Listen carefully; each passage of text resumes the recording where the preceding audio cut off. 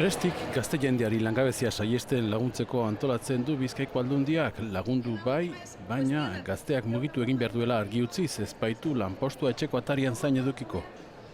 Benetan, zeuok egin behar dozue zirkin bakotsak aprobetxau behar ditu bere aukerak eta norberak topau behar dau errekia igaroteko lehenengo harria.